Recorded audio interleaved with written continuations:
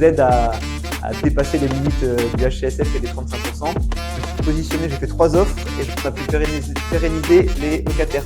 Un taux d'endettement de 41%. Donc j'ai finalement vendu mon appartement. En général, l'été, c'est une période où il y a pas mal de mouvements. Pourquoi j'ai eu un dégât des eaux qui a eu lieu dans mon appartement. Je pense qu'on a 40 000 € de marge quasiment assurée sur ce projet. Alors certes, il y a un peu moins d'offres et j'ai signé le compromis hier. Donc. Et bonjour à tous, salut YouTube. On revient après la période estivale, les vacances sont finies, on est en septembre, on peut recommencer. Alors, je vais faire une vidéo en 3 points assez rapides. La première, un peu un retour sur la gestion locative durant l'été. Qu'est-ce qui s'est passé? Une partie sur mon arbitrage et ma gestion de patrimoine. Et enfin, ce qui nous attend pour ces prochains mois. Alors, la première partie sur la gestion. Donc, pour rappel, j'ai 4 appartements, dont 3 en colocation. Donc, en général, l'été, c'est une période où il y a pas mal de mouvements. Cette année, ça s'est très bien passé. Je suis très content. J'ai eu uniquement 2 rotations. Et encore, c'était la même chambre. J'ai un locataire qui restait qu'à moi. Donc, sur mes 10 locataires, j'ai qu'une seule chambre où il y a eu du turnover. Donc, c'est cool. C'est un très bon été. J'ai pas eu besoin d'y aller toutes les semaines pour faire des entrées ou des changements de locataires, des états des lieux. Là-dessus, je suis très content. On a pu pérenniser les locataires. C'est cool. Donc, ça, c'était le premier point. Deuxième point, côté arbitrage, donc j'ai finalement vendu mon appartement. Je vous remets les vidéos, j'ai tourné des vidéos sur cet appartement-là. Ça a été un peu compliqué. J'ai déménagé début août, suite à quoi j'ai eu un dégât des eaux qui a eu lieu dans mon appartement. J'ai dû faire intervenir un plombier pour réparer la fuite. J'ai eu des dégâts dans les 2 appartements d'en dessous. Donc déclaration de sinistre aux assurances, voilà, toute la paperasse. Contacter les notaires pour inclure ça dans l'acte de vente.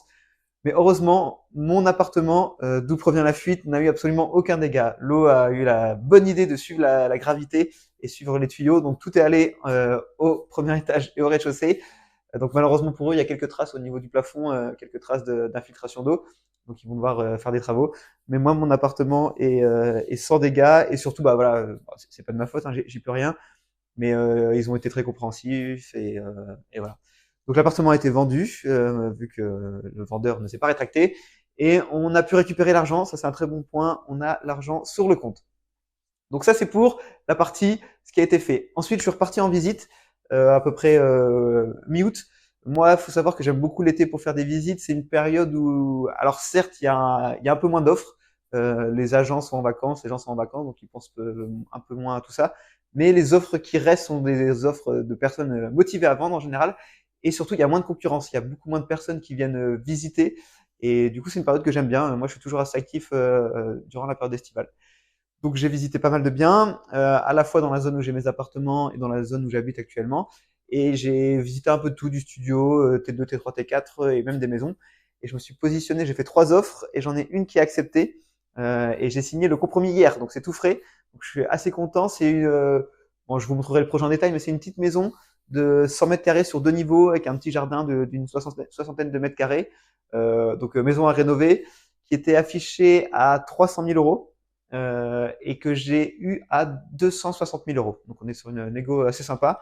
Et ensuite, si on rajoute les frais de notaire et les travaux, parce que oui, il y a des travaux, on devrait tomber à 315 000 € sur cette maison. Et c'est une zone assez prisée où normalement ça part au moins à 360 000 €. Donc je pense qu'on a 40 000 € de marge quasiment assurée sur ce projet. Donc voilà, après ça va dépendre, hein, il faut qu'on gère les travaux comme il faut. Donc ça c'est cool. Je vais faire une vidéo un peu plus tard lorsque j'aurai les clés pour vous montrer le projet, montrer ce qu'on a en tête, ce qu'on veut transformer, ce qu'on veut changer. N'hésitez pas à utiliser la zone des commentaires pour me donner votre avis, c'est aussi le but de cette vidéo YouTube. Et je veux aussi, avant ça, faire une vidéo sur toute la partie financement, parce que je suis en train de contacter les banques. J'ai eu 2 offres aujourd'hui, mais tant que les prêts ne sont pas signés, hein, les offres n'engagent à rien. Donc je pense que ça va le faire, mais c'est quand même assez compliqué. On a un taux avec ce projet, un taux d'endettement de 41%. Donc on a explosé les 35%. Malgré ça, les banques voient que nos biens actuels tournent bien, qu'on a des locataires, que c'est bien géré, et ils ont vu qu'on a fait un arbitrage de patrimoine et qu'on a récupéré pas mal de cash. Donc je pense que ça les aide à dépasser les limites du HCSF et les 35%. Donc voilà, donc a priori, ça devrait se financer. Et j'espère que ça va être le cas. Et j'espère que du coup, on pourra repartir sur une nouvelle saison de travaux. Je vais essayer d'apporter quelque chose de différent dans ma façon de filmer, de présenter les vidéos.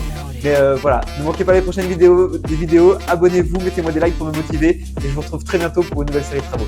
Allez, salut!